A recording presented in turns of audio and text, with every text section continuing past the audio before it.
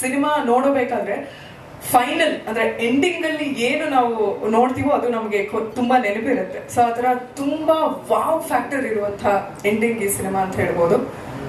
ಇನ್ನು ಈ ಸಿನಿಮಾದಿಂದ ನನಗೆ ತುಂಬಾ ಮುಖ್ಯವಾದದ್ದು ಕೆರಿಯರ್ ನ ಬಿಟ್ಟು ಪರ್ಸನಲ್ ಆಗಿ ಏನ್ ಸಿಕ್ತು ಅಂದ್ರೆ ನನಗೆ ನಾನು ಅದನ್ನೇ ತಮಾಷೆ ಮಾಡ್ತಿದ್ದೆ, 2 ಮುತ್ತುಗಳು ಸಿಕ್ಕಿದಾವೆ ನನಗೆ ಅಂತ. ಒಂದು ಚರಣ್ ಸರ್, ಒಂದು ಚಿಕ್ಕು.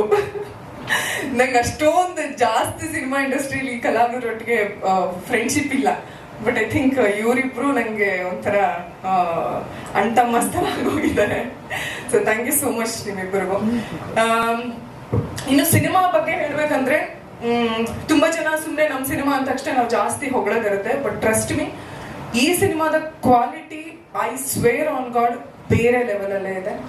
ಇನ್ನು ನನ್ನ ಪಾತ್ರ ಜಾಸ್ತಿ ಶರಣ್ ಸರ್ ಮತ್ತೆ ಚಿಕ್ಕು ಅಂಡ್ ಕಿರಣ್ ಅವರೊಟ್ಟಿಗೆ ಇತ್ತು.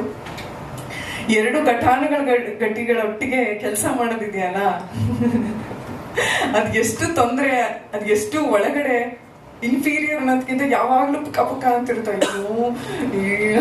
ಚೆನ್ನಾಗ್ ಮಾಡ್ಬಿಟ್ರಲ್ಲಪ್ಪ, ನಮ್ದು ಏನಪ್ಪ ನನ್ ಡೈಲಾಗ್ ಹಿಂಗಪ್ಪ ಅಂತ ಮನ್ಸಲ್ಲಿ ಹಂಗೆ ಮಾತಾಡ್ಕೊಳ್ಳೋದು. ನಾನು ಹಂಗೆ ಆಯ್ತಾ, ಎಷ್ಟು ಚೆನ್ನಾಗ್ ಮಾಡ್ಬಿಟ್ರು, ಹೆಂಗಪ್ಪ ಮಾಡೋದು.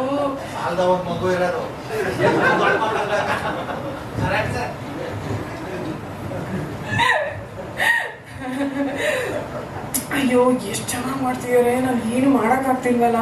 ಆಮೇಲೆ ಒಂದೊಂದೇ ಟೇಕಿಗೆ ತಗೊಂಡ್ಬಿಡೋರು, ಅಪ್ಪ ಒಂದೇ ಟೇಕಿಗೆ ಎಲ್ಲ ಚೆನ್ನಾಗಿ ಮಾಡ್ತಾ ಇದ್ದಾರೆ, ಈಗ ಎಲ್ಲಿ ಬಿಸ್ಕೊಡಿಬಾರ್ದಲ್ಲ ಅಂತ. ಅಷ್ಟು ನನಗೆ ನಿಜವಾಗ್ಲೂ ಪ್ರೆಷರ್ ಇತ್ತು ಸರ್, ಆನೆಸ್ಟ್ಲಿ. ತುಂಬಾ ಅದ್ರಲ್ಲೂ ಏನ್ ಗೊತ್ತಾ, ಇಬ್ರು ಆರಾಮಾಗಿ ಮಾತಾಡ್ತಿರ್ತಾರೆ, ಕ್ಯಾಮ್ರಾ ಆನ್ ಅಂದ್ರೆ ಸಡನ್ ಪಾತ್ರ ಫುಲ್ ವಿತ್ ಡೈಲಾಗು. ಗುರು ಹೆಂಗೆ ಅಂತ ಬ್ಯೂಟಿಫುಲ್. ನಾನ್ ತುಂಬಾ ಕಲಿತೆ. And Sharan sir, I always say you are an amazing soul. I think ಏನೋ ಇಲ್ದೇನೋ ಎಲ್ಲ ಮಾಡಬಹುದು, ಯಾವ ಮಟ್ಟಕ್ಕಾದ್ರೂ ಸಾಧಿಸಬಹುದು. ಎಲ್ಲ ಸಾಧಿಸಿದ ಮೇಲೂ ಗ್ರೌಂಡೆಡ್ ಆಗಿ ಇರಬಹುದು ಅನ್ನೋದಕ್ಕೆ ದೊಡ್ಡ ಎಕ್ಸಾಂಪಲ್ ನೀವು. Thank you so much. In 2025 ಅದ್ಭುತವಾಗಿ ಎಲ್ಲರ ಕೆರಿಯರ್ ಪ್ರಾರಂಭ ಆಗ್ಲಿ ಅಂಡ್ ಕನ್ನಡ ಸಿನಿಮಾ ಒಂದು ಅದ್ಭುತವಾಗಿ ಶುರು ಆಗ್ಲಿ. ಅಂಡ್ ನನ್ನ ಮಗಳು ಬಂದ್ಮೇಲೆ ನನ್ನ ಮೊದಲ ಸಿನಿಮಾ ರಿಲೀಸ್ ಇದು. ಸೊ ನನ್ನ ಮಗಳನ್ನ ಕರ್ಕೊಂಡು ನಾನು ಈ ಸಿನಿಮಾ ನೋಡ್ತೀನಿ. ಅಂಡ್ ನನ್ನ ಮಗಳು ಬಂದ್ಮೇಲೆ ಮೊದಲನೇ ಸಿನಿಮಾ. ಸೊ ನನ್ನ ಮಗಳಿಗೆ ನನ್ನನ್ನ ತೆರೆ ಮೇಲೆ ಒಂದು ಒಳ್ಳೆ ಪಾತ್ರದೊಂದಿಗೆ ನನ್ನ ಮಗಳು ನೋಡ್ತಾಳೆ ಅನ್ನೋದು ನನ್ಗೆ ಪರ್ಸನಲಿ ಎಮೋಷನಲಿ ನನಗೆ ತುಂಬಾ ಹತ್ರ ಆಗುತ್ತೆ. Thank you so much sir. Thank you so much team ಚುವನ್.